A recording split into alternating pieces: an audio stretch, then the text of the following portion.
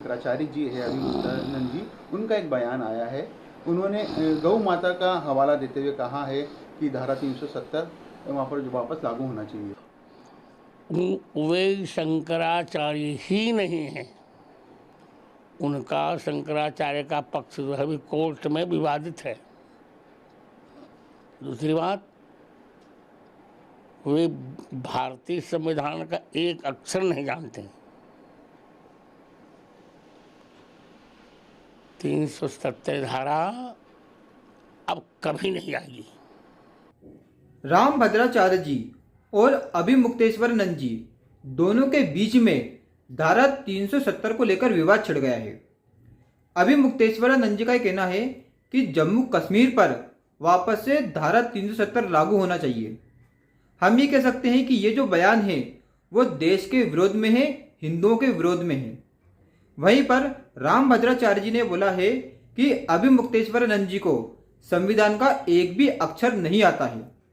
क्या है ये पूरा विवाद, आइए समझते हैं इस वीडियो में कौन सही है कौन गलत है। कह रहे हैं कि अभिमुक्तेश्वरानंद को एबीसीडी नहीं आती है राजनीति की। एबीसीडी शब्द जो है अंग्रेजी का है। काखा भी कह सकते थे कि भारत कहता है कि ये हमारा अंग है, पाकिस्तान कहता है कि ये हमारा अंग है। जब दो लोग किसी एक वस्तु पर दावा करते हैं तो प्रमाण की जरूरत पड़ जाती है कि प्रमाण दो कि ये तुम्हारा है। तो अब भारत को भी प्रमाण देना है, पाकिस्तान को भी प्रमाण देना है। तो भारत क्या प्रमाण देगा? अभी तक तो हमारे पास बड़ा प्रमाण था कि देखिए ये हिंदुस्तान का हिस्सा है, इसलिए यहाँ हिंदू कानून लागू है, रणवीर दंड संहिता। अभिमुक्तेश्वरानंद जी का कहना है कि जम्मू कश्मीर को लेकर भारत और पाकिस्तान दोनों में विवाद है। भारत ये कहता है कि मेरा हिस्सा है, पाकिस्तान ये कहता है कि मेरा हिस्सा है। जब जम्मू कश्मीर पर धारा 370 लागू थी तो वहां पर रणवीर दंड संहिता लागू थी। जब मोदी जी ने धारा 370 हटा दी तो वहां से रणवीर दंड संहिता को भी हटा दिया गया। रणवीर दंड संहिता में ऐसा कानून था, अगर कोई व्यक्ति गाय की हत्या करता है तो उसे सजा होगी। मतलब रणवीर दंड संहिता के तहत गौ हत्या के लिए बहुत ही कड़ा कानून था। अभिमुक्तेश्वरानंद जी का कहना है कि जिस धरती पर, जिस जगह पर ऐसा कड़ा कानून हो गौ हत्या के लिए, तो वो जगह पाकिस्तान की कैसे हो सकती है, वो जगह भारत की ही हो सकती है। उनका ये कहना है इसके तहत भारत का पक्ष मजबूत हो रहा था क्योंकि वहां पर गौ हत्या के लिए कड़ा कानून था। अब आपने वो कानून हटा दिया तो इससे आपका पक्ष कमजोर हो गया है। वहीं पर रामभद्राचार्य जी ने बोला है कि अब कुछ भी हो जाए लेकिन धारा 370 लागू नहीं होगी। अभिमुक्तेश्वरानंद जी एक बात बताइए, ठीक है वहां पर रणवीर दंड संहिता लागू थी तो क्या वहां पर गौ हत्या नहीं हो रही थी? अरे आप गौ हत्या तो छोड़िए, वहां पर कश्मीरी पंडितों की हत्या हो रही थी। आपने उस पर तो कुछ भी नहीं कहा कि जब तक वहां पर धारा 370 लागू थी, रणवीर दंड संहिता थी, तो वहां पर कश्मीरी पंडितों को मारा जा रहा था और क्या हो रहा था सबको पता है, लेकिन आपने उसके बारे में तो कुछ भी नहीं कहा। और आप देखिए कि जब वहां से धारा 370 हटा दी गई उसके बाद क्या हुआ? क्या वहां पे किसी पंडित को मारा जा रहा है, किसी ब्राह्मण को मारा जा रहा है? वहां पर अभी कितनी शांति है, कोई भी व्यक्ति जाकर वहां पर घूम सकता है, एक वो पर्यटक स्थल बन चुका है।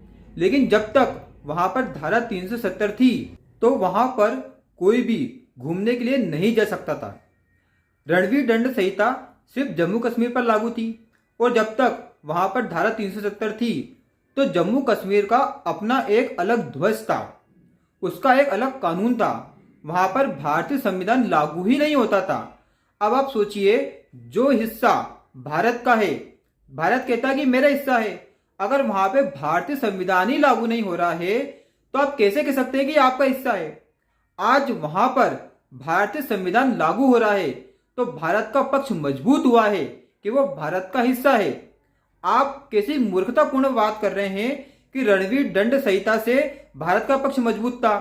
कैसे हो सकता है? जिस स्टेट पर आपका कानून ही लागू नहीं हो रहा है तो क्या वो आपका हिस्सा हो सकता है? धारा 370 हटने के बाद ही वो भारत का हिस्सा हुआ है।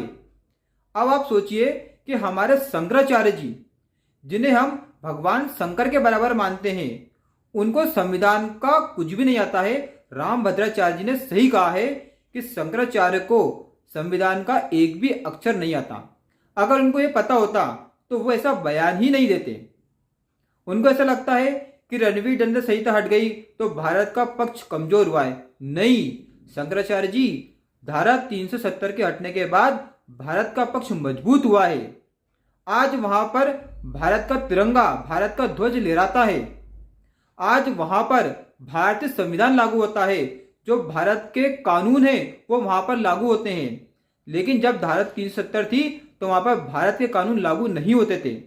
अब जिस स्टेट में लागू नहीं होंगे तो भारत का पक्ष तो कमजोर रहना ही है। शंकराचार्य जी, आप हमारे आदरणीय हैं। आपसे निवेदन है कि आप अगर कोई भी बयान दें, किसी भी विषय के बारे में बोलें, तो पहले उस विषय को पूरी तरह से समझ लें, पूरी तरह से जान लें, उसके बाद ही कोई बयान देना चाहिए। क्योंकि आप भगवान शंकर के तुल्य हैं, उनके बराबर हैं, और आपके मुख से ऐसी बातें शोभा नहीं देती है कि आप ऐसा विवादित बयान दें, देश के विरोध में बयान दें। अब आप क्या सोच रहे हैं कि अगर वहां पे वापस से धारा 370 लगा देंगे, जो कि वहां के जो लोग हैं, वहां की जो गवर्नमेंट है, वो चाहते ही हैं कि वापस से धारा 370 आ जाए। धारा 370 आने से वो भारत का अंग नहीं रहेगा, उसका एक अलग कानून है, अलग ध्वज है। तो आप कैसे कह सकते हैं कि वो भारत का हिस्सा है? आज हम पूरे गर्व के साथ कह सकते हैं कि जम्मू कश्मीर भारत का है, और ये हुआ है नरेंद्र मोदी जी की वजह से, बीजेपी की वजह से, जिन्होंने धारा 370 वहां से हटाई है। तो इस जगह आप पूरी तरह से गलत हैं। आपको ऐसा बयान नहीं देना चाहिए था।